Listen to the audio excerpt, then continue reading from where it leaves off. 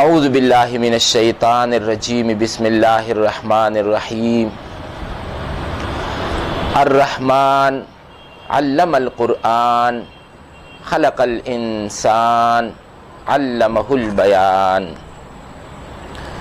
وقال رسول اللہ صلی اللہ علیہ وسلم خیرکم من تعلم القرآن وعلمہ صدق اللہ العظیم وصدق رسولہ النبی الکریم رب اشرح لی صدری ویسر لی امری واحلل عقدۃ من لسانی یفقہوا قولی اللہم ربنا الہمنا رشدنا واعذنا من شرور انفسنا اللہم ارنا الحق حقا وارزقنا اتباعہ وارنا الباطل باطلا وارزقنا اجتنابہ اللہم ارحمنا بالقرآن العظیم واجعلہ لنا اماما ونورا وہدا ورحمہ اللہم ذکرنا منہ ما نسینا وعلمنا منہ ما جہلنا وارزقنا تلاوته آناء اللیل واطراف النہار واجعلہ لنا حجتا یا رب العالمین آمین۔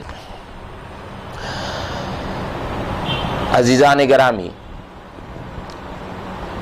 یہ میں نے قرآن مجید کی جو مشہور اور معروف سورت ہے سورۃ الرحمن،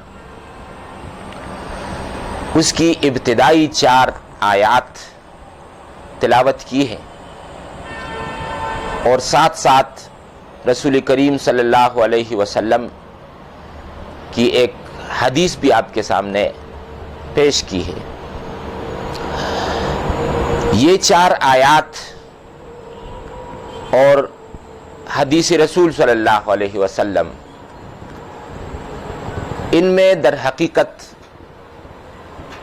جو بات بیان فرمائی گئی ہے تو وہ ہے قرآن مجید کی عظمت۔ حقیقت یہ ہے کہ قرآن مجید خود اپنی عظمت اپنے ٹیکسٹ میں جس طور پر بیان کرتا ہے اور پھر اس کی جو تشریح رسول اللہ صلی اللہ علیہ وسلم کی احادیث میں ہمیں ملتی ہے، تو اس سے ایک اندازہ ہوتا ہے کہ اس کتاب کا کیا پایہ ہے، کیا مرتبہ ہے، کیا سٹیٹس ہے، کس قدر عظیم، کس قدر جلیل ہے یہ کتاب۔ اور یہ واقعہ ہے کہ جب تک کسی معاملے یا کسی چیز کی عظمت انسان کے ذہن میں واضح نہ ہو، یہ حقیقت اس پر منکشف نہ ہو، تو اس کے ساتھ انسان اپنی وابستگی اختیار نہیں کر سکتا۔ ایک طالب علم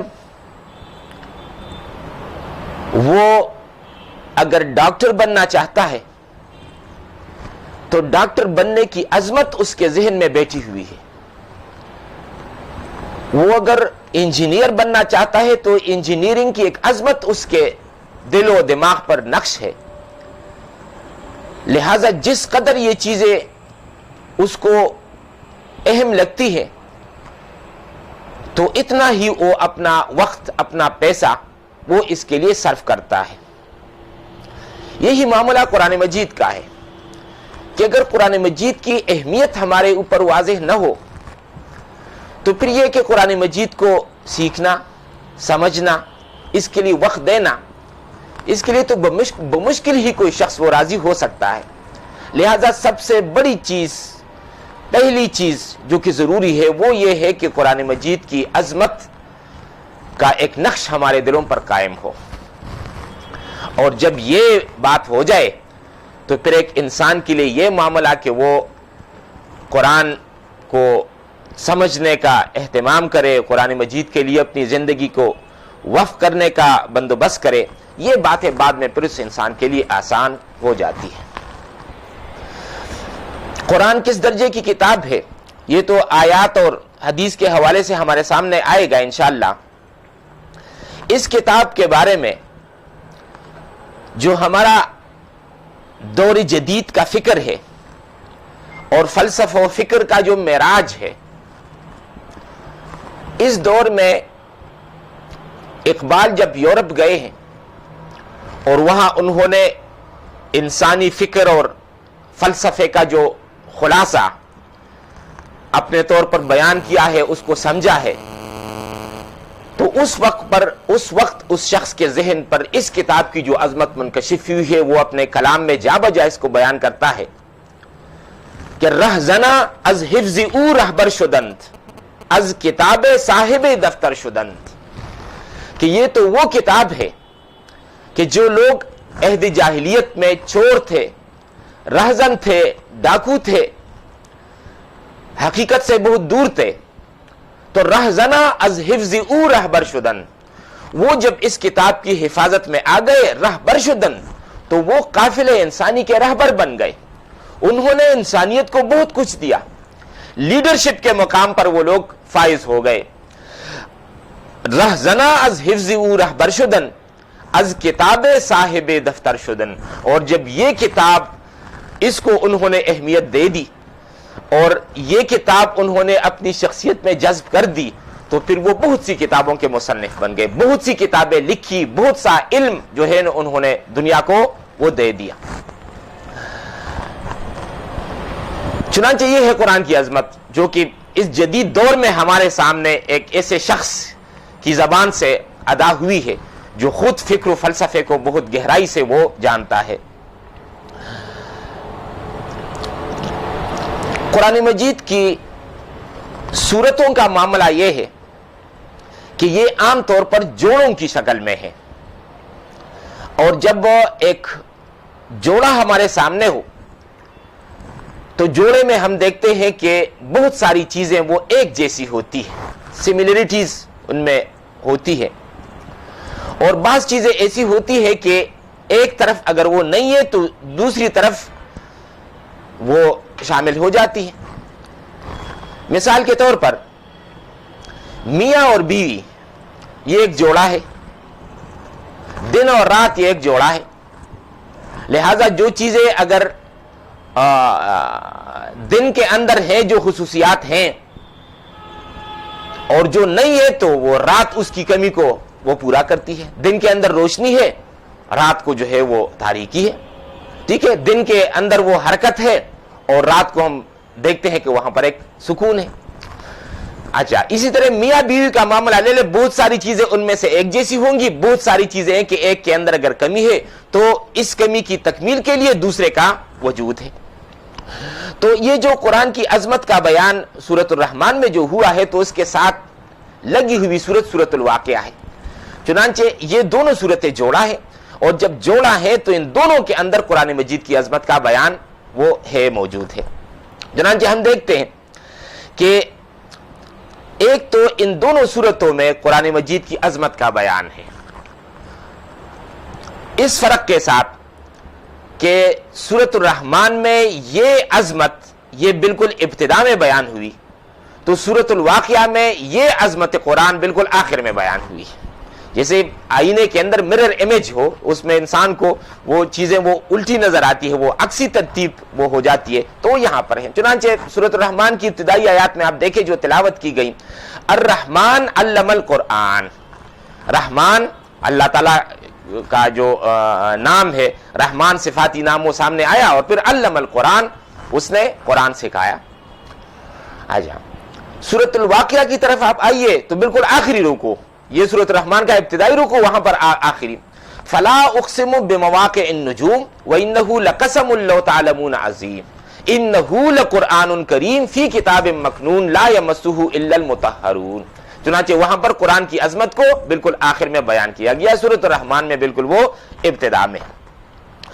دوسری بات ہم دیکھتے ہیں کہ دونوں سورتوں کے اندر جب یہ جوڑا ہے تو اللہ تعالیٰ کی نعمتوں کا بیان ہے، یہ بیان نعمت یہ سورۃ الرحمن میں بالکل شروع سے ہے، جبکہ سورۃ الواقعہ میں وہ جب آدھی سورت ہم پڑھ لیتے ہیں تو وہاں سے پھر اللہ تعالیٰ کی نعمتوں کا بیان شروع ہو جاتا ہے۔ سورۃ الرحمن میں بالکل شروع میں کہ والارض وضعها للانام فيها فاكهة والنخل ذات الاكمام والحب ذو العصف والریحان فبأي آلاء ربكما تكذبان، اور پھر یہ جو کلمہ ہے فَبِأَيِّ آلَاءِ رَبِّكُمَا تُكَذِّبَانِ، اس کی پھر ایک ریپیٹیشن ہے، ایک تکرار ہے پوری صورت کے اندر، اور اللہ تعالیٰ کی نعمتوں کا گویا ایک تصور سامنے آتا ہے۔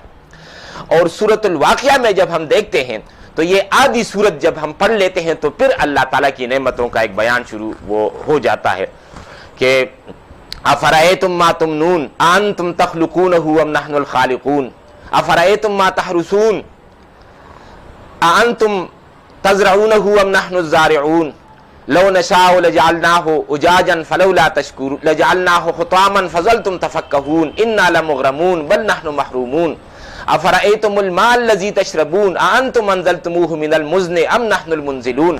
تو یہ سارا گویا کہ اللہ تعالیٰ کی نعمتوں کا اس میں یہاں پر تو بیانی انداز ہے، اور وہاں پر گویا کہ ایک سوالیہ کہ یہ کون کرتا ہے اور یہ کون ہے اور یہ کون ہے اور یہ کس کی کاریگری ہے اور یہ کس کی صنائی ہے۔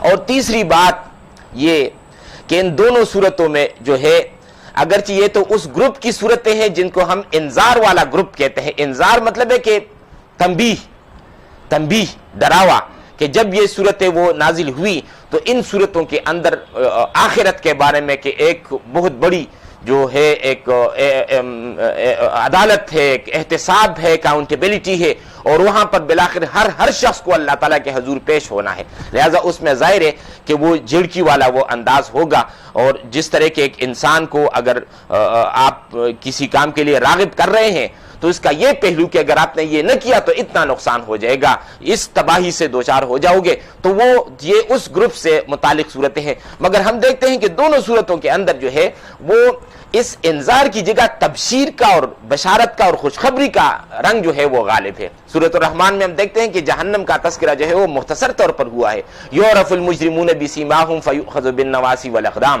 ٹھیک ہے، اور اسی طرح سورۃ واقعہ کا معاملہ ہے کہ وہاں پر بھی تبشیر کا رنگ جو ہے وہ غالب ہے۔ اب آ جائیے ان آیات کی طرف۔ الرحمن یہ اللہ تعالیٰ کا صفاتی نام ہے، اور جب صفاتی نام ہے تو اس کا مطلب ہے کہ اس میں اللہ تعالیٰ کی ایک صفت بیان ہوئی ہے، اور وہ صفت جو ہے وہ ہے رحم اور مہربانی۔ را ہا میم یہ جو حروف مادہ ہیں۔ الرحمن، اور یہ جو نام آیا ہے جس سٹائل سے تو اس کو کہتے ہیں مبالغہ، یعنی اللہ کی صفت رحم ہے، مہربانی ہے، اللہ تعالیٰ رحم فرمانے والا ہے، اللہ تعالیٰ مہربانی فرمانے والا ہے، عنایت فرمانے والا ہے، فضل اور کرم فرمانے والا ہے، تو اس صفت رحم میں ایک مبالغہ ہے۔ مبالغہ کا مطلب کیا ہے؟ دیکھیں، ہم جب کسی چیز کی کوئی خصوصیت یا صفت بیان کرتے ہیں تو ایک تو یہ ہے، جیسے مثال کے طور پر ہم یہ کہیں کسی شخص کے بارے میں کہ وہ لمبا ہے، اور یہ صفت لمبائی کی جو یہ صفت ہے یہ اس شخص کے اندر بہت زیادہ ہو تو ہم پھر کہیں گے وہ بہت لمبا ہے، بہت لمبا ہے۔ یہ تو غیر ادبی اردو میں ہم کہتے ہیں کہ وہ بہت لمبا ہے۔ ادبی اردو میں یہ جو لمبائی کی صفت کا جب ہم اظہار کرتے ہیں تو اس کے لیے ایک دوسرا لفظ استعمال کرتے ہیں جس سے کہ یہ ظاہر ہوتا ہے کہ یہ محض لمبا نہیں ہے بلکہ بہت زیادہ لمبا ہے۔ تو لمبے کے لیے ہم استعمال کرتے ہیں لمبا تڑنگا، وہ تو ایک لمبا تڑنگا انسان ہے، تو بہت لمبا کی جگہ لمبا تڑنگا انسان۔ اس طرح ایک شخص کا رنگ اگر وہ گورا ہے تم کہتے ہیں وہ تو گورا ہے، اور یہ گورا پن اگر زیادہ ہو تو کہتے ہیں وہ بہت گورا ہے۔ مگر ادبی اردو میں جب ہم آتے ہیں تو یہ گورا پن کے اظہار کے لیے ہم ایک اور لفظ اضافی استعمال کرتے ہیں، وہ ہے چٹا گورا، وہ تو چٹا گورا انسان ہے۔ تو یہ چٹا گورے کے ساتھ یہ جو لفظ استعمال ہوا اس نے گویا کہ گورے پن کی جو صفت ہے اس کی انٹینسٹی اور اس کی شدت کو بیان کر دیا کہ یہ تو گویا ایسا ہے۔ اچھا خاصا، موسم تو اچھا خاصا گرم ہے، آج تو اچھی خاصی گرمی ہے، ٹھیک ہے۔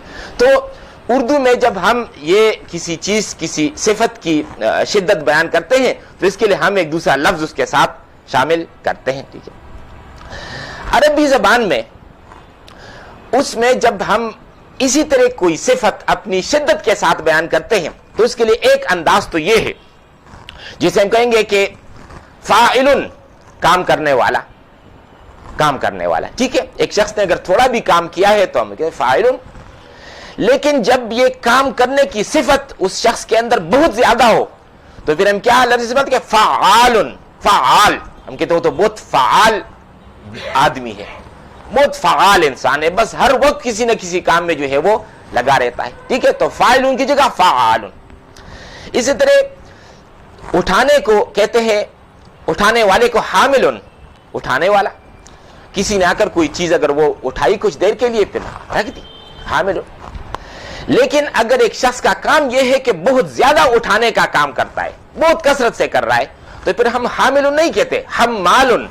حمال یہ جو ایئرپورٹ پر جو یہ کلی ہوتے ہیں تو ان کو بھی حمال کہتے ہیں، کیونکہ ان کا کام یہ ہے کہ صبح سے شام تک کسی کا سامان اندر لانا، کسی کا باہر لے جانا، اور گویا کہ اسی کام میں وہ مصروف ہوتے ہیں. تو وہ صرف حامل نہیں ہوتے بلکہ حمال ہوتے ہیں. یہ وہ لفظ ہے عارف رومی نے ایک روحانی حقیقت کے اظہار کے لیے بھی اپنے ایک شعر میں استعمال کیا ہے کہ علم ہائے اہل دل حمال شاں، علم ہائے اہل تن احمال شاں. کیا مطلب؟ علم ہائے اہل دل، وہ لوگ جو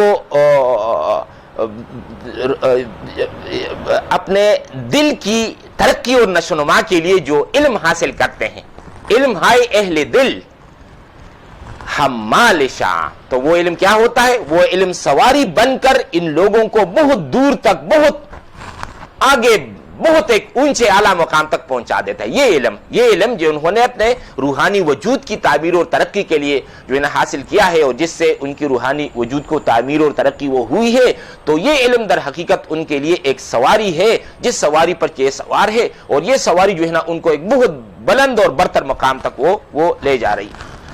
تو علم ہائے اہل دل حمال شاں اور علم ہائے اہل تن احمال شاں.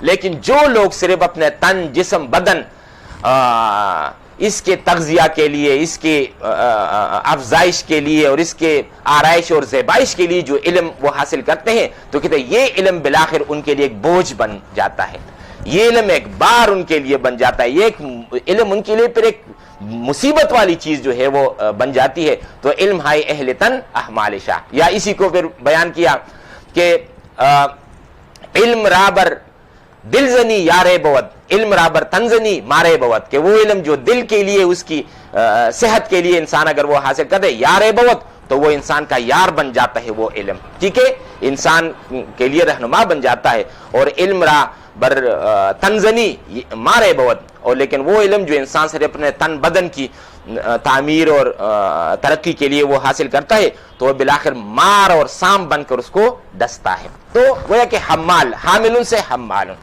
اسی طرح کاذبن، جھوٹ بولنے والے کو کہتے ہیں. لیکن جب جھوٹ بولنے کی صفت کسی شخص کے اندر بہت زیادہ ہو تو کہتے ہیں کذابن، کذاب، بہت زیادہ جھوٹ بولنے والا، کذاب الاشر. ایسے ہی کافرن، ناشکرا یا کفر کرنے والا، کفارن، بہت زیادہ ناشکرا. ٹھیک ہے، تو ایک انداز تو یہ ہے. دوسرا انداز جو ہے وہ یہ کہ اس کے ساتھ میں اگر سادہ الفاظ میں بات بیان کروں تو آخر میں ہم الف نون کا اضافہ کرتے ہیں. عطشن، یہ جو انسان کو جب پیاس لگی ہوئی ہو تو اس کے لیے لفظ استعمال ہوتا ہے. لیکن جب انسان کو بہت زیادہ پیاس لگی ہو، بہت زیادہ پیاسا ہو، تو پھر اس کے لیے ہم لفظ استعمال کیا؟ عطشان، عطشان، بہت زیادہ پیاسا. ٹھیک ہے. غضبن، غصہ، لیکن جب غصے کی کیفیت بہت زیادہ ہو تو غضبان. یہ الفاظ قرآن مجید میں ہے، فرجع موسیٰ الی قومہ غضبان آسفا، کہ حضرت موسیٰ علیہ السلام انتہائی غصے کی حالت میں وہ قوم کی طرف وہ آئے. اس طرح ظمأن، ظمآن، یہ بھی سورۃ نور میں آئے ہیں کہ ایک شخص جو ہے وہ لوگ جو حقائق سے وہ دور ہیں، تو ان کی مثال دیتے ہوئے فرمایا گیا ہے کہ جس طرح ایک شخص گرمی کے موسم میں وہ کہیں جا رہا ہو، انہیں دور سامنے راستے میں وہ پانی نظر آئے، تو حقیقت میں وہ پانی نہیں ہوتا، وہ تو بس ایک سراب ہے، مگر وہ یہ سمجھتا ہے کہ شاید یہ تو پانی ہے، مجھے پانی مل جائے گا اور میری پیاس ختم ہو جائے گی. مگر جب وہ قریب جاتے ہیں تو وہاں پر وہ کچھ نہیں ہوتا اس شخص کے لیے. تو وہاں پر ہے کہ ظمآن، تو بہت زیادہ پیاسا انسان اگر وہ ہو. تو اسی وزن پر جو ہے یہ جو را ہا میم ہے تو اسی سے بنا ہے رحمان، رحمان. ٹھیک ہے. تو رحم مطلب ہے مہربانی کرنے والا، رحم کرنے والا، لیکن جب اس کو آپ رحمان بنا دیں تو اس سے بن گیا بہت زیادہ مہربانی فرمانے والا، بہت زیادہ رحم کرنے والا۔ تو گویا کہ اللہ تعالیٰ کا یہ جو صفاتی نام یہاں پر استعمال ہوا ہے، تو وہ نام یہ ایسا نہیں کہ اللہ تعالیٰ صرف مہربانی فرمانے والے یا رحم فرمانے والے ہیں، بلکہ یہ ہے کہ بہت زیادہ کرم، بہت زیادہ مہربانی، بہت رحم فرمانے والے جو ہے وہ ہے۔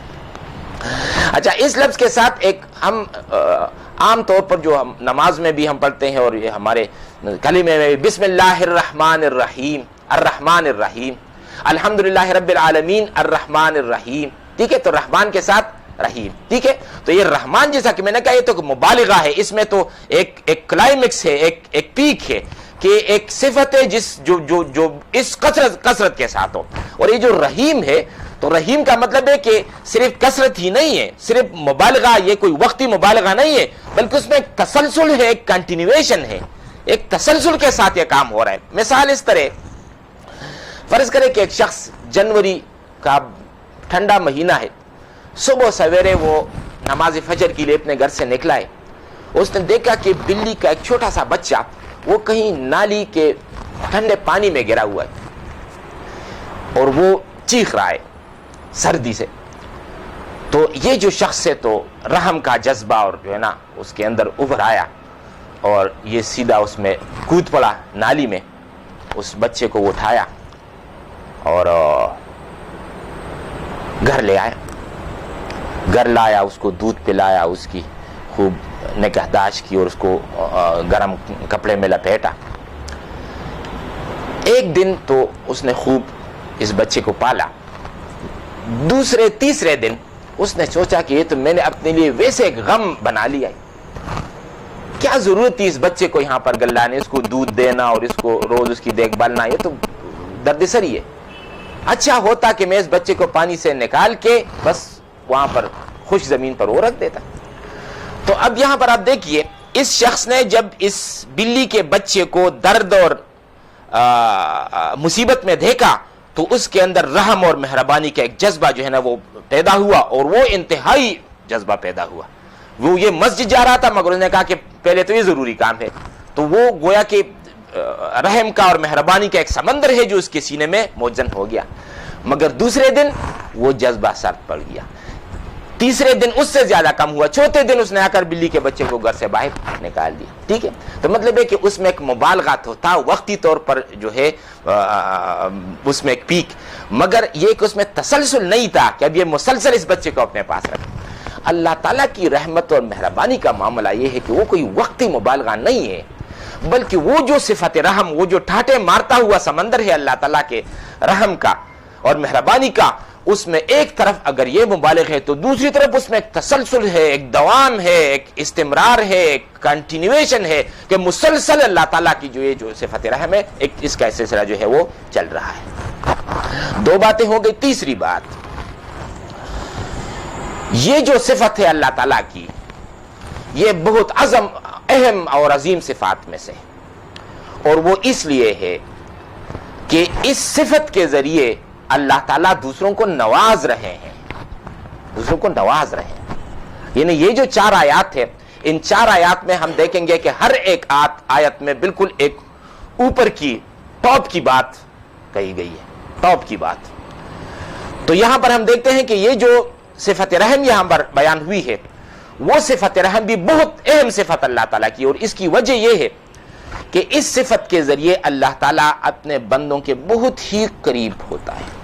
یعنی مثال ایسے ہے کہ اگر ہم غور کریں، ہمارے محلے میں ایک شخص ہے کہ وہ بہت بہادر ہے، دلیر ہے، تو ہم کہیں گے ٹھیک ہے بہادر اور دلیر ہے، مگر اس کی بہادری اور دلیری کا تو مجھے کوئی نفع نہیں مل رہا، کوئی فائدہ مجھے نہیں ہو رہا، ٹھیک ہے۔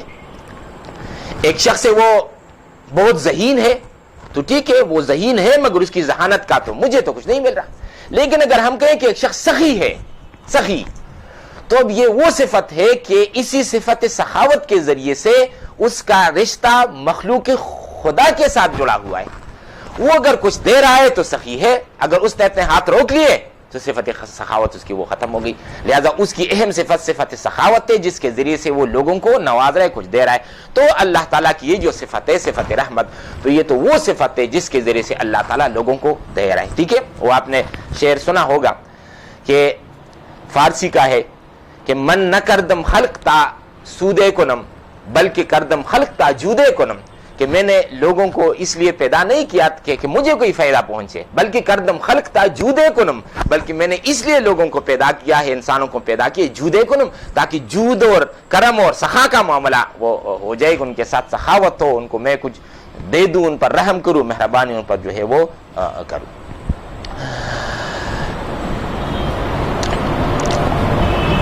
اچھا، الرحمن میں نے بار بار کہہ دیا، اس میں اللہ تعالیٰ کی ایک صفت بیان ہوئی ہے. دیکھیں، اللہ تعالیٰ کے ساتھ انسان کا بڑا مسئلہ یہ ہے کہ وہ اللہ تعالیٰ کو پہچانے، اللہ تعالیٰ کا تعارف اس کو حاصل ہو، معرفت رب اس کو نصیب ہو. تو اب اللہ تعالیٰ کو پہچاننے کا جب ہم اس بات پر غور کرتے ہیں تو دنیا میں ہم دیکھتے ہیں کہ جب ہم کسی انسان کو جانتے پہچانتے ہیں تو اس انسان کا پورا سراپا، قد کاٹ، اس کی پوری شخصیت وہ ہمارے سامنے ہوتی ہے. اور ہم سے پوچھے کہ بھائی تم فلاں شخص کو جانتے ہو، تو ذہن میں فوراً وہ آ جاتے کہ ہاں بھائی وہی شخص جو اس قدر قد والا ہے اور وہ اینکیں لگاتا ہے اور اتنا جو ہے نا وہ موٹا ہے، اور یہ سب کچھ وہ ہم ہو جاتے ہیں. مگر جہاں تک اللہ تعالیٰ کی ذات کا تعلق ہے، لوگوں کو تو ہم ذات سے جانتے پہچانتے ہیں، اللہ تعالیٰ کی ذات کا جہاں تک تعلق ہے تو اللہ تعالیٰ کی ذات کو تو کوئی نہیں جانتا. وہ تو گویا کہ نو گو ایریا ہے، وہاں پر تو کوئی نہیں جا سکتا. اللہ تعالیٰ کی ذات کیسی ہے اس کے بارے میں سوچا بھی نہیں جا سکتا. ٹھیک ہے، تو گویا کہ یہ معاملہ ہے اللہ تعالیٰ کی پہچان کا.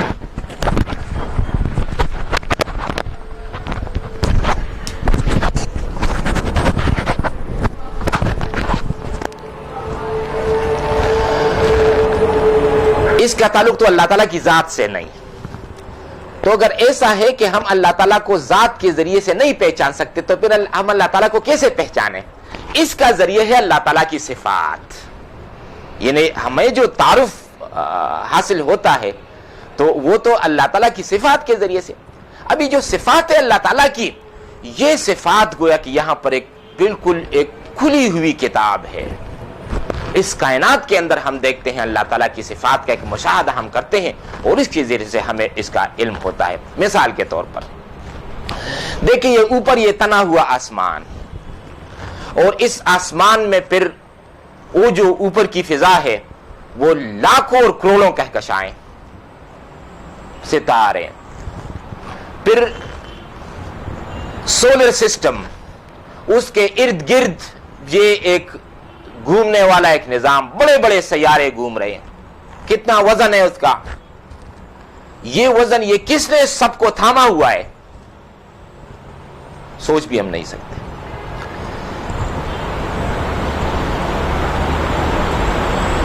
ایک بچہ ہے، والدین ارب پتی ہیں، بچے کو کینسر کی بیماری ہو گئی، بہت مہنگے ڈاکٹروں کے پاس، بہت ہی قابل ڈاکٹروں کے پاس وہ بچے کو لے گئے، بیماری ٹھیک نہیں ہوئی، بچہ مر گیا. مطلب ہے کہ ایک ایسی طاقت ہے، ایک ایسی قدرت ہے جس کا راستہ کوئی روک نہیں سکتا. ایک طرف تو انہوں نے یہ اتنا بڑا نظام وہاں پر بغیر کسی ستون کے آسمان کو قائم کر رکھا ہے، سولر سسٹم، اور اس کے اندر سیارے سورج کے ارد گھوم رہے ہیں، وہاں پر کوئی تار نہیں ہے، کوئی وائر نہیں ہے کہ جس کے سہارے یہ ساری چیزیں انہوں نے باندھ دیے ہو، مگر بس ایک طاقت ہے، قدرت ہے. ایک بچہ مر رہا ہے اور والدین وہ دوڑ دھوپ کر رہے ہیں کہ کسی طریقے سے وہ ٹھیک ہو جائے، ٹھیک نہیں ہو، مر گیا.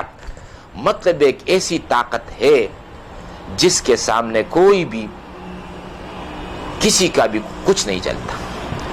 یہ اس کائنات کے اندر جب ہم مشاہدہ کرتے ہیں، اسی کا نام ہے اللہ کی صفت قدرت اور طاقت.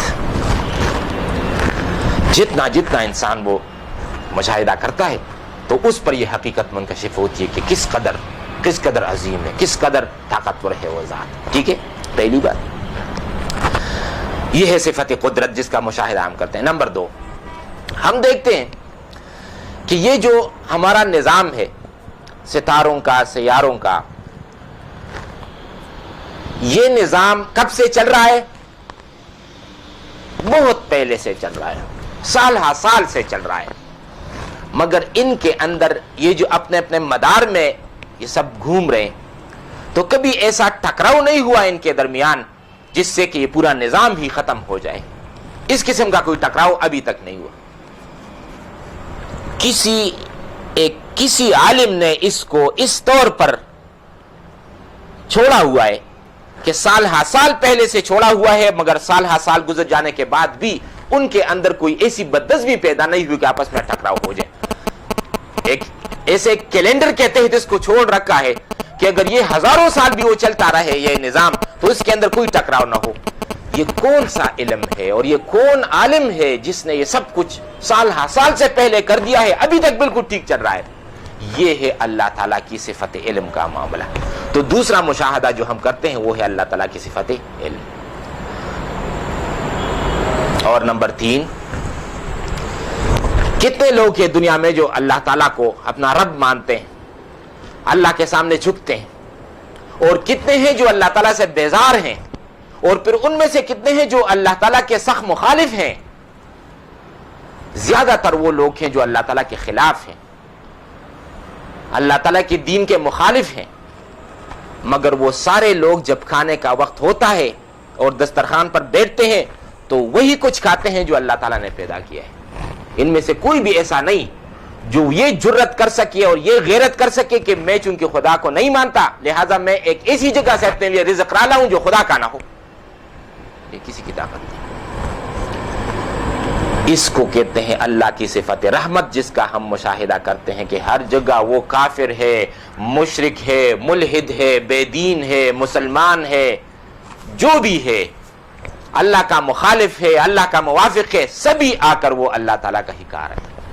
چنانچہ وہ سعدی شیراز علیہ الرحمہ نے بہت خوب کہا ہے کہ آن کریمے کے از خزانہ غیب گبر ترسا وظیفہ خورداری، کہ وہ کریم ذات کے اس کے خزانے غیب سے کافر مشرک دہریے سب کھا رہے ہیں. دوستاں کجا کنی محروم تو کے بعد دشمنہ نظرداری. یا اللہ جب آپ کے دشمنوں کے ساتھ آپ کا یہ معاملہ ہے کہ آپ ان سے بھی اپنا وہ جو اپنا رزق ہے وہ آپ روک نہیں رہے، تو جب دشمنوں کو بھی آپ اس طور پر وہ دے رہے ہیں تو پتہ نہیں کہ جو آپ کا جو دوست ہو تو اس کو آپ دینے میں، ان پر عنایت کرنے میں آپ کا کیا حال ہوگا آپ کی صفت.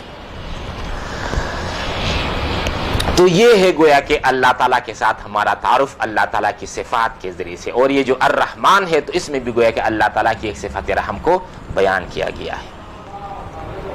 ایک آیت کے بارے میں ہماری گفتگو مکمل ہو چکی ہے، الرحمن، اور ہماری اس گفتگو کا خلاصہ یہ سامنے آیا تھا کہ اس آیت میں اللہ تعالیٰ کے ایک صفاتی نام کا الرحمن کا ذکر ہے، جس سے کہ اللہ تعالیٰ کی صفت رحمت کا اور اللہ تعالیٰ کی مہربانی کا اظہار ہو رہا ہے. یہ بات بھی سامنے آئی تھی کہ اللہ تعالیٰ کی رحمت اور مہربانی وہ کوئی عام رحمت اور مہربانی نہیں، بلکہ رحمت اور مہربانی کا ایک ٹھاٹھے مارتا ہوا سمندر ہے جس کا اظہار الرحمن میں ہوا ہے. اب دوسری آیت کی طرف آئیے. علم القرآن، پہلی آیت میں جب اللہ کی صفت رحمت کی بات ہو گئی تو ایک سوال ذہن میں پیدا ہوا کہ اللہ تعالیٰ کی وہ کون سی رحمت ہے، کون سی مہربانی ہے جو تمہید کے طور پر بیان ہوئی. کیا اللہ تعالیٰ نے انسانوں کے ساتھ کس قسم کا معاملہ کیا جس کے لیے ایک تمہید باندھی. مثال کے طور پر ہم سب یہاں اس حال میں بیٹھے ہیں، باہر سے کوئی شخص آئے اور وہ ہمارے سامنے بیان کرنا شروع کر دے کہ آج تو ہمارے محلے میں رشید نامی شخص نے بہت بڑا کارنامہ سر انجام دیا، اتنی بات کہہ دینے کے بعد پھر وہ خاموش ہو کے بیٹھ جائے، تو ہم سب ان سے پوچھیں گے کہ بھئی آپ مزید بھی بات بیان کریں، رشید نے کون سا کارنامہ سر انجام دیا ہے، کون سی بہادری کی ہے، تاکہ ہم بھی سمجھیں، اپریشیٹ کریں۔ تو وہ پھر بات شروع کرتا ہے کہ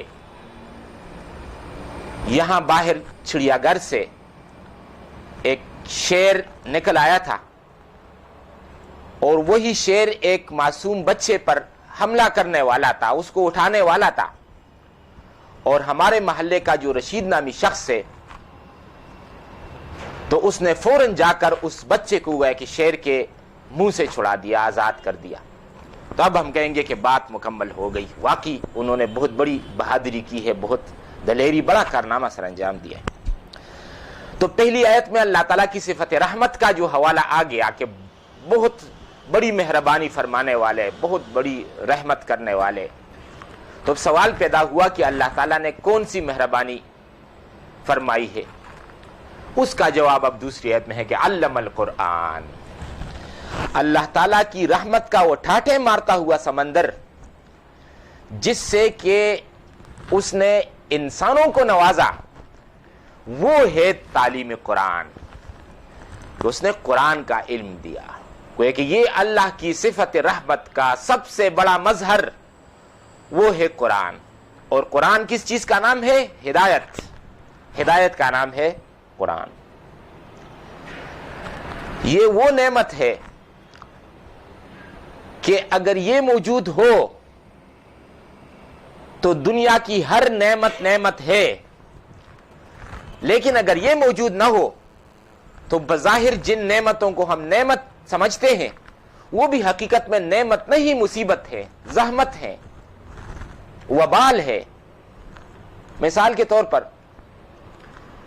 دولت نعمت ہے، لیکن اگر ہدایت ساتھ نہ ہو، قرآن اگر ساتھ نہ ہو تو پھر یہی دولت شراب اور کباب میں استعمال ہوگی، اس سے انسان بدماشیاں کرے گا۔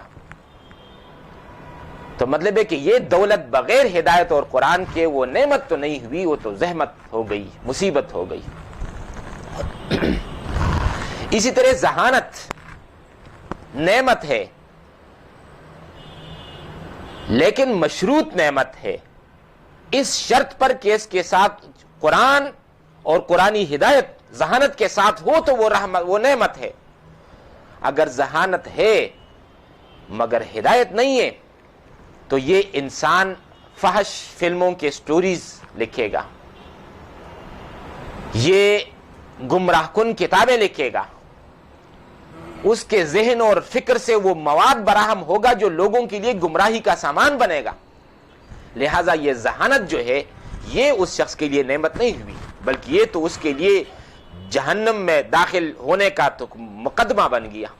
لہذا ذہانت بجے خود نعمت نہیں جب تک کہ اس کے ساتھ ہدایت اور قرآن وہ شامل نہ ہو۔ اسی طرح آپ قیاس کر لیجئے اور چیزوں کو بھی، چنانچہ وہ جو کہتے ہیں کہ ٹچ سٹون، کہ وہ جس چیز کے ساتھ آپ اس کو ٹچ کریں تو وہ جو ہے وہ سونا بن جائے گا، تو اسی طرح معاملہ قرآن مجید کا ہے کہ اس کو آپ صحت کے ساتھ پلس کریں تو صحت نعمت بن گئی، ورنہ نہیں۔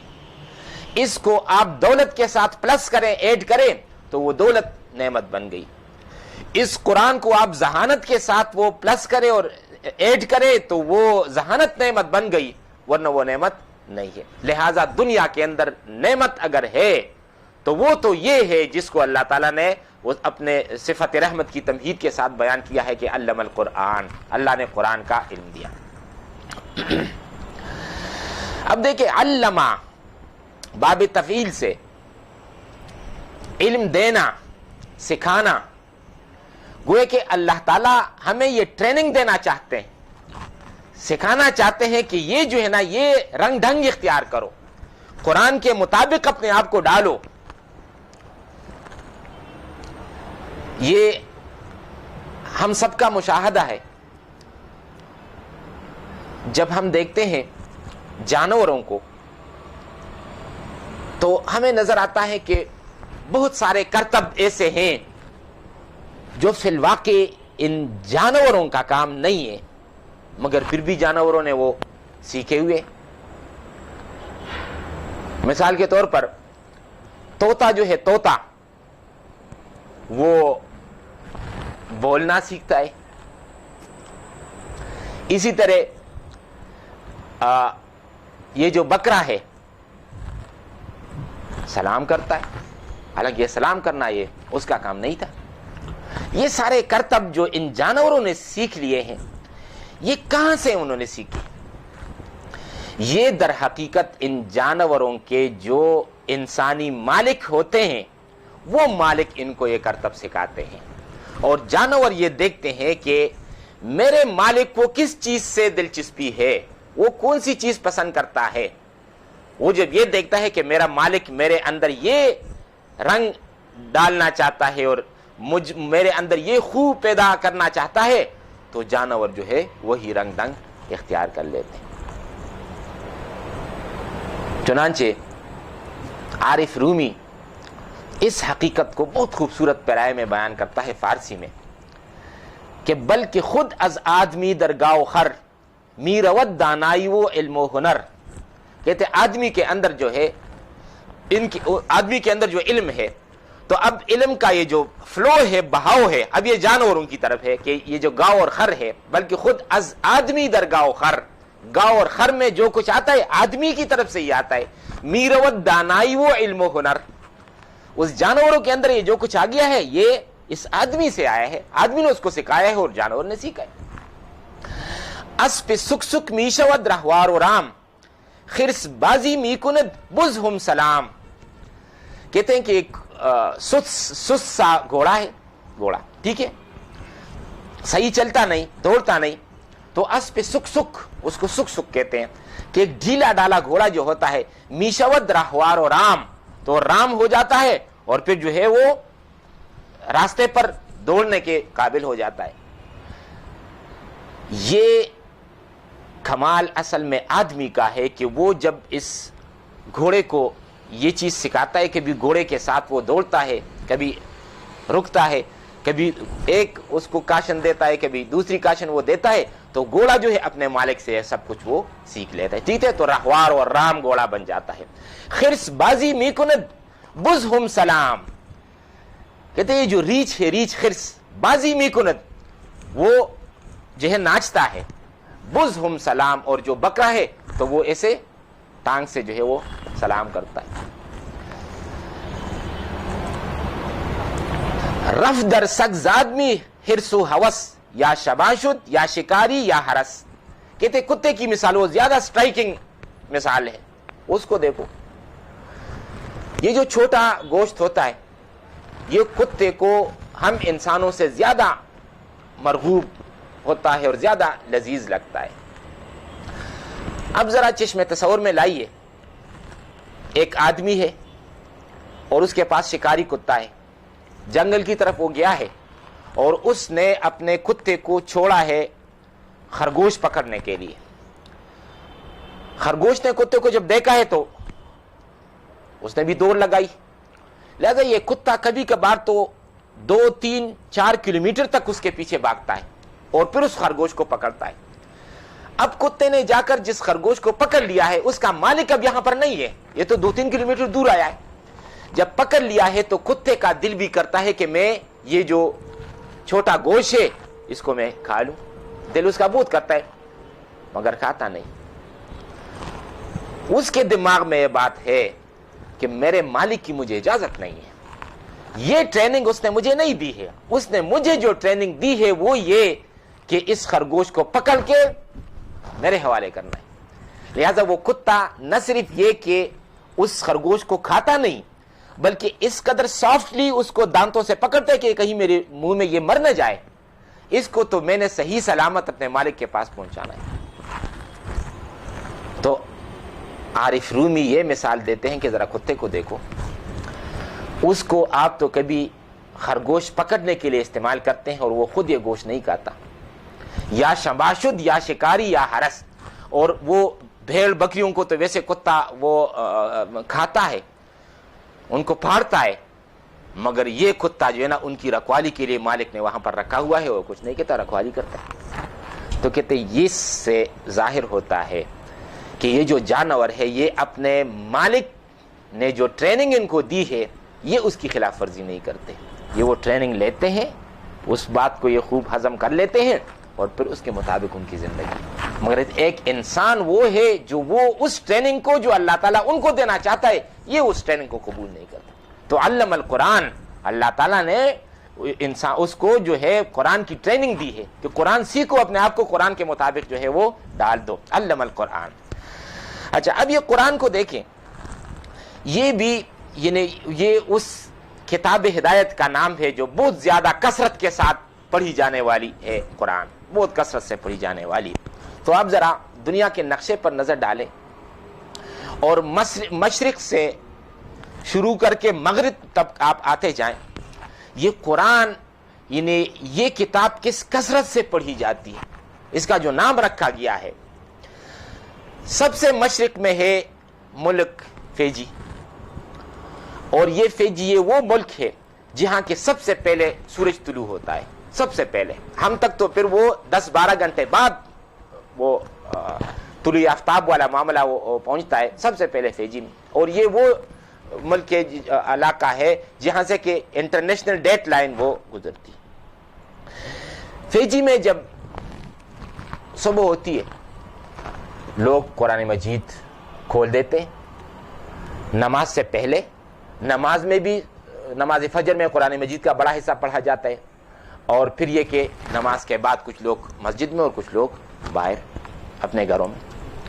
فیجی میں جب فجر کا وقت ختم ہو جاتا ہے اور قرآن مجید بند ہو جاتے ہیں تو اس کے ساتھ پھر ہے مغرب کی طرف آسٹریلیا۔ تو اب آسٹریلیا میں فجر کا وقت ہو گیا ہے، لہذا جو قرآن فیجی میں بند ہو گئے وہ آسٹریلیا میں کھل گئے، نماز سے پہلے، نماز کے دوران اور پھر بعد۔ آسٹریلیا میں جب فجر کا وقت ختم ہو گیا اور قرآن مجید بند ہو گئے تو ساتھ لگا ہوا پھر ہے انڈونیشیا، تو اب انڈونیشیا میں وہی قرآن کھل گئے، اور جب انڈونیشیا میں وقت ختم ہو گیا اور قرآن مجید بند ہو گئے تو اب ملیشیا میں صبح ہو گئی، تو لوگوں نے قرآن مجید کو وہاں پر کھول دیا اور پڑھنا شروع کر دیا۔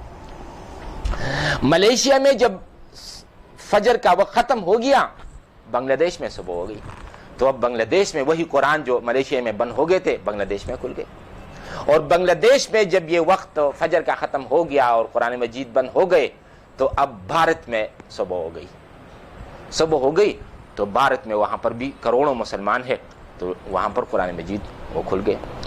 بھارت میں جب فجر کا وقت ختم ہو گیا اور پھر لوگوں نے قرآن مجید بند کر دیا تو اب ہمارے پاکستان میں فجر کا وقت ہے، تو اب پاکستان میں جو فجر کا وقت ہے قرآن مجید کھل گئے، اس وقت اگر آپ لوگ فون کر کے فیجی جہاں سے ہم چلے تھے وہاں پر اگر فون کر کے اگر معلوم کر لے تو وہاں پر اب ظہر کا وقت ہے، لہٰذا پاکستان میں صبح کے وقت قرآن مجید کھل گئے اور وہاں پر اب ظہر کا وقت ہے تو وہاں پر پھر قرآن مجید کھل گئے، تو گویا وہ جو ایک ویو چل رہی تھی اب وہ ڈبل ہو گئی کہ فیجی میں بھی اور پاکستان میں بھی۔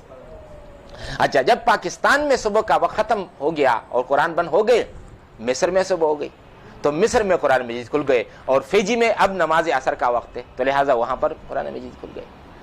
اچھا، مصر میں جب فجر کا وقت ختم ہو گیا اور قرآن مجید بند ہو گئے تو اب لیبیا اور الجزائر وہاں پر اب فجر کا وقت ہو گیا، وہاں قرآن مجید کھل گئے، اور فیجی میں جو ہے اب یہ نماز مغرب کا وقت ہے تو وہاں پر بھی قرآن مجید کھل گئے۔ اور جب لیبیا الجزائر میں جب فجر کا وقت ختم ہو گیا اور قرآن مجید بند ہو گئے تو اب بالکل موسٹ جو مغرب ہے مراکش، تو مراکش میں اب فجر کا وقت ہو گیا، قرآن مجید کھل گئے، ٹھیک ہے، اور وہ جو فیجی جہاں سے ہم چلے تھے وہاں اب نماز عشاء کا وقت ہے تو لہٰذا وہاں پر بھی قرآن مجید دوبارہ وہ کھل گئے۔ تو یہ ہے در حقیقت قرآن مجید کا معاملہ کہ وہ جو کثرت سے پڑھی جانے والی کتاب ہے کہ یہ اس طور پر اس انداز میں جو ہے وہ پڑھی جا رہی ہے۔ اچھا، اب دیکھیں اس حقیقت کو کہ قرآن مجید نے اس کی یہ جو عظمت ہے اور بلندی ہے، اس کتاب نے ہمیں کیا دیا؟ نمبر 1، اس کتاب کی سب سے بڑی عطا اور دین اور کنٹریبیوشن وہ یہ کہ اس کتاب نے ہمیں ایک ایسی دنیا کا پتہ دیا کہ اگر ہمارا سارا یہ سائنٹیفک نالج انسان نے اپنی پیدائش سے لے کر آج تک جو حاصل کیا ہے، اس تمام خزانہ علم کو اگر ہم اکٹھا کر لیں، تب بھی یہ علم ہمیں یہ نہیں بتا سکتا کہ جب انسان کی آنکھ بند ہو جائے، اس کو قبرستان میں دفنا دیا جائے، تو اس کے بعد کیا ہے۔ یہ علم ہے، یہ تو بس صرف یہاں کا معاملہ ہے کہ اس دنیا کے حد تک وہ علم ہے، اس سے آگے بھی کیا کوئی دنیا ہے، اور اگر ہے تو پھر اس میں کیا احوال اور اس کے کیا مقامات ہیں، یہ بات ہمارے کوئی علم ہمارا آج تک جو ہے وہ نہیں دے سکتا۔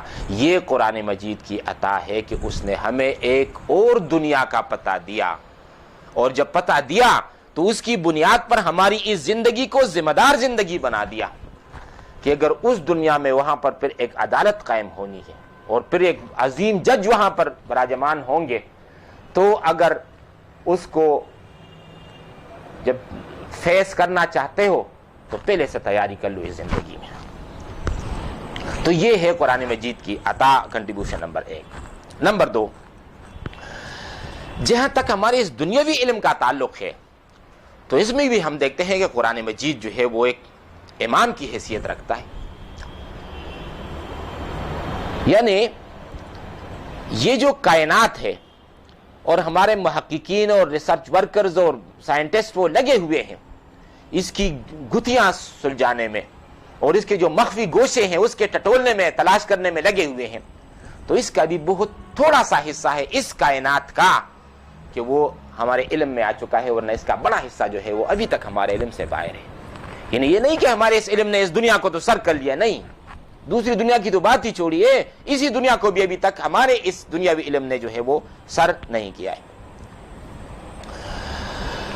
بلکہ وہ جو بات پاکستانی سائنسدان جو ہے ڈاکٹر بشیر الدین، اس کی جو کتاب ہے the mechanics of the doomsday, تو اس میں انہوں نے لکھا ہے کہ یہ جو قرآن مجید میں جس قیامت کا ذکر ہے، تو یہ در حقیقت ہماری اس دنیا کی قیامت کی بات وہ ہو رہی ہے۔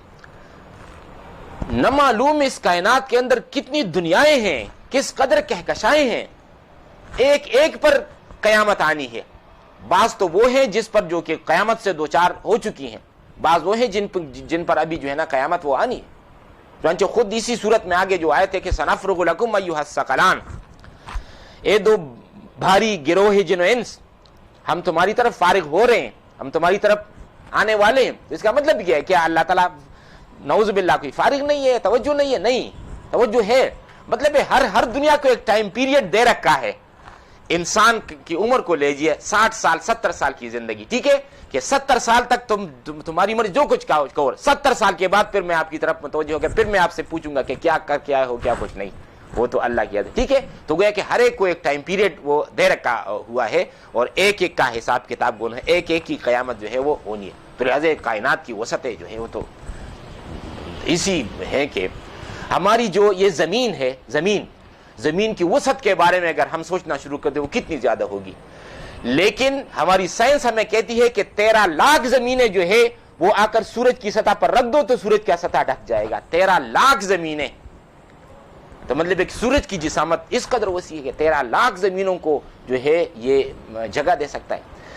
لیکن اس کا یہ مطلب نہیں کہ سورج سب سے بڑی چیز ہے، نہیں، سورج سے بھی بڑے بڑے پھر ستارے ہیں جس پر کئی سورج رکھے جا سکتے ہیں۔ جو مطلب ہے اس دنیا کی وسعت کا کیا عالم ہے۔ تو اب اس دنیا اور اس کے علم کے بارے میں جو ہے قرآن مجید کے اندر ہمیں جو اشارے ملتے ہیں وہ اشارے ایسے ہیں کہ ہمارے ہاں جو ایک ویریفائڈ فیکٹ کے طور پر نظریہ ہے big bang theory of creation, کہ یہ زندگی کا آغاز کیسے ہو گیا۔ ہمارے بڑے بڑے سائنسدان وہ اس بات پر اب متفق ہیں کہ یہ جو اچانک ایک دھماکہ ہو گیا تھا اور اس دھماکے کے نتیجے میں کائنات کا سارا سلسلہ جو ہے وہ چل پڑا ہے، ٹھیک ہے۔ اس کے لیے اگر آپ اشارہ دیکھنا چاہتے ہیں تو خود قرآن مجید کے اندر اولم یر الذین کفروا ان السماوات والارض کانتا رتقا ففتقناہما، کیا یہ اہل کفر جو ہے وہ یہ نہیں دیکھتے کہ یہ جو آسمان و زمین جس کو ہم کہتے ہیں یہ سب کچھ ملا ہوا تھا، پھر ہم نے اس کو الگ کر دیا. وجعلنا من الماء كل شيء حي، اور ہم نے ہر ایک چیز کو پانی سے پیدا کیا. ٹھیک ہے، یعنی بایولوجی کی بات جو ہے وہ بھی سامنے آ گئی، اور ایک کائنات کی تخلیق اور پیدائش جو ہے کہاں سے سلسلہ چل پڑا اس کے لیے بھی ہمیں اشارہ مل گیا.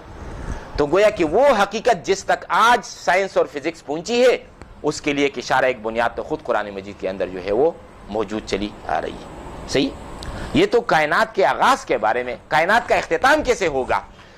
جس طرح اس کے لیے لفظ ہے big bang theory of creation, تو اس کے لیے بگ کرنچ. جس طرح کائنات تخلیق ہوئی، اب ایک بہت بڑے دھماکے کے ساتھ پھر یہ کائنات کا اختتام بھی ہو جائے گا. چنانچہ آخری پارے کی جو صورتیں آپ پڑھتے ہیں تو اس میں اذا السماء انفطرت، جب آسمان ٹوٹ جائے گا. یہ اور اس کی جو ہم مضمون دوسری صورتیں ہیں اس کے اندر یہی مضمون جو ہے وہ بیان ہوا.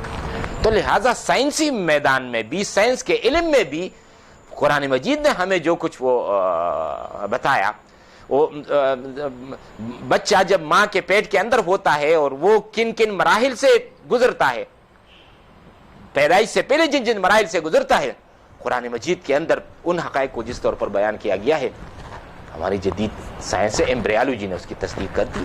ڈاکٹر کتل مور نے یہ بات بڑی وضاحت کے ساتھ بیان کی. تو لہٰذا قرآن مجید کی ایک عطا تو یہ ہے کہ اس نے ایک دوسری دنیا کا پتہ دیا، اور دوسری یہ کہ یہ جو ہمارا دنیاوی علم ہے اس میں بھی در حقیقت قرآن مجید ہمارا امام اور رہنما ہے. تو علم القرآن، اس نے قرآن کا علم دیا. پہلی آیت میں ٹاپ کی بات اللہ تعالیٰ کی ایک اہم صفت رحمان. دوسری آیت میں ٹاپ کی بات کون سی ہے؟ اللہ تعالیٰ نے جو علوم انسان کو دیے ہیں وہ بہت سارے ہیں، ان میں سے ٹاپ کا علم قرآن کا علم. ٹھیک ہے. نمبر 3، خلق الانسان، اس نے انسان کو پیدا کیا. اب تیسری آیت میں ٹاپ کی بات آ گئی کہ اللہ تعالیٰ کی مخلوقات تو بے شمار ہیں. وما یعلم جنود ربک الا ھو، مگر اس میں سے جو ٹاپ کی مخلوق ہے وہ ہے انسان. تو اس نے انسان کو پیدا کیا اور پھر اس انسان کے اندر ایک ایسا روحانی مرکز بنا دیا دل اور قلب کی شکل میں کہ یہ روحانی مرکز جو ہے یہ مرکز در حقیقت اس قرآن کو اٹھانے کے لیے یہ قرآن کا حامل ہوگا. یعنی اصل میں جو قرآن کا جو نزول ہوا ہے خود رسول اللہ صلی اللہ علیہ وسلم کا جو معاملہ ہے تو رسول اللہ صلی اللہ علیہ وسلم کے قلب پر یہ ہوا ہے. نزل بہ الروح الامین علی قلبک، تمہارے دل پر یہ ہوا ہے. لہذا انسان کے اندر اتنا بڑا روحانی پاور ہاؤس رکھ دیا ہے، ایک روحانی مرکز رکھ دیا ہے کہ اس مرکز پر جو ہے نا قرآن مجید کا وہ نزول ہوگا، اور اس کے ذریعے سے انسان کا ایک ربط جو ہے وہ ایک روحانی دنیا کے ساتھ قائم ہوگا. تو ویسے تو انسان جو ہے نا ہم دیکھتے ہیں کہ یہ گوشت پوست کا ایک ہے، بس ایک شخصیت جو ہمیں نظر آئی ہے سامنے کی کہ یہ قد و کاٹ والا ہے، مگر اس انسان کے اندر جو ہے نا ایک اور انسان چھپا ہوا ہے. ٹھیک ہے، یہ وہ انسان ہے جس کے بارے میں اقبال نے کہا کہ ایز خود پوشیدہ خودرا بازیاب در مسلمانی حرامستی حجاب. اے اپنے آپ کو گم کردہ انسان، اپنے آپ کو ڈھونڈو، تلاش کرو، اپنی روحانی حقیقت کو دریافت کرو. کیا تم صرف اس ظاہری جسم اور بدن اور اس کی خواہشات کو، کیا تم اسی کو انسان سمجھتے ہو؟ نہیں، وہ اصل انسان وہ اندر والا ہے. در مسلمانی حرامستی حجاب، تم مسلمان ہو اور تمہارے اصل وجود پر پردہ پڑا ہوا ہے، وہ محجوب ہے، وہ مستور ہے، تمہاری نظروں سے وہ اوجھل ہے. رمزی دینی مصطفیٰ دانی کے چیز فاش دیدن خیش را شاہن شہیز. محمد مصطفیٰ صلی اللہ علیہ وسلم کے دین کا راز اور رمز وہ جانتے ہو کہ کیا ہے؟ فاش دیدن خیش را شاہن شہیز. جس نے اپنے اس اندرونی روحانی انسان کو دیکھا وہ شہنشاہ ہے. چیز دین دریافتن اسراری خیش، زندگی مرگست بے دیداری خیش. دین کس چیز کا نام ہے؟ دریافتن اسراری خیش، اپنے ان رازوں کو ٹٹولنا، ان کو نکالنا، روحانی حقائق کو سمجھنا، یہ ہے دین اور دین کا خلاصہ. چیز دین دریافتن اسرار خیش، زندگی مرگس بے دیدار خیش. وہ شخص جس کو اپنا دیدار حاصل نہ ہو سکا، اپنی اصل حقیقت پر جس کی نگاہ نہ پڑ سکی، تو وہ تو زندگی نہیں، وہ تو مرگ ہے. اور عارف رومی کہتے ہیں من چغم دارم کہ ویرانی بوت زیری ویراں گنج سلطانی بوت. کہتے میں اپنے جسم کو رگڑا دیتا ہوں اور اس کو مشقت میں تکلیف میں ڈالتا ہوں، جس کو یہ جسم بھی اس پر ناراض ہوگا، مگر یہ اس لیے ڈالتا ہوں کہ میں اندر کی اس حقیقت تک پہنچ جاؤں. دیکھیں ایک شخص ہے اور وہ اپنا اس کا ایک پرانا سا گھر تھا، وہ اس کو لگا ہوا تھا کہ اس کو گرا دے، ویران کر دے. جب لگا ہوا تھا اور وہ چھت تو انہوں نے گرا دی تھی اور دیواریں بھی، تو ایک دوسرا شخص سامنے سے گزر رہا تھا راستے پہ، تو اس نے کہا یار یہ کیا کر رہے ہو، بنے بنائے گھر کو تم گرا رہے ہو، آپ کو پتہ ہے کہ گھر بنانے پہ کتنا خرچ آتا ہے؟ اس نے جواب دیا کہ بھلے آدمی، اصل میں یہ گھر اگر 3 یا 4 یا 5 یا 10 لاکھ کا ہے، اس کے نیچے ایک خزانہ چھپا ہوا ہے 1 کروڑ کا ہے. وہ خزانہ اگر مجھے مل جائے تو اس پر تو میں سے 10 گھر بنا سکتا ہوں. اسی بات کو عارف رومی نے لے کہ من چغم دارم کہ ویرانی بہت، میں اگر اپنے جسم کو رگڑا دوں اور جھٹکے دوں، جسم کو بدن کو اگر کمزور کر دوں، ٹھیک ہے، مجاہدات سے وہ گزاروں، تو کہتے مجھے اس کا کوئی غم اور فکر نہیں.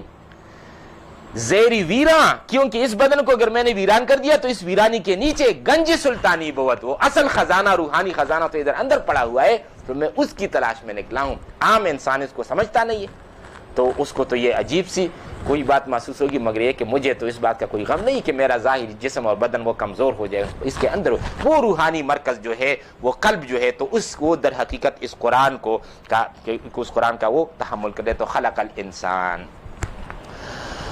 اور آخری آیت علمہ البیان، اور اس نے، اللہ نے پھر انسان کو قوت گویائی دی، قوت بیان دیا، power of speech they the, power of speech. دیکھیں انسان کو، وہ ٹاپ کی بات اس آیت میں کیا ہے کہ انسان کو صلاحیتیں تو اللہ تعالیٰ نے بہت سی دے رکھی ہیں، مگر ان صلاحیتوں میں جو اہم صلاحیت ہے یا ٹاپ کی صلاحیت ہے وہ ہے قوت بیان. ہماری تہذیب اور تمدن کی یہ ساری گہما گہمی اور ساری گرما گرمی، یہ اصل میں اسی قوت بیان ہی سے تو ہے. لوگ جب آپس میں ملتے ہیں، نام پوچھتے ہیں، تعارف کراتے ہیں، ایک دوسرے کو کوئی چائے کھانے کا کہتے ہیں، ٹھیک ہے، اسی سے یہ ساری گاڑی تہذیب اور تمدن کی وہ چل رہی. یہ اگر نہ ہو اور سارے انسان ایسے چھپ رہتے کہ پھر تو وہ کوئی گرما گرمی نہ رہتی. تو یہ جو قوت بیان ہے، تو یہ انسان کو قوت بیان سے نوازا.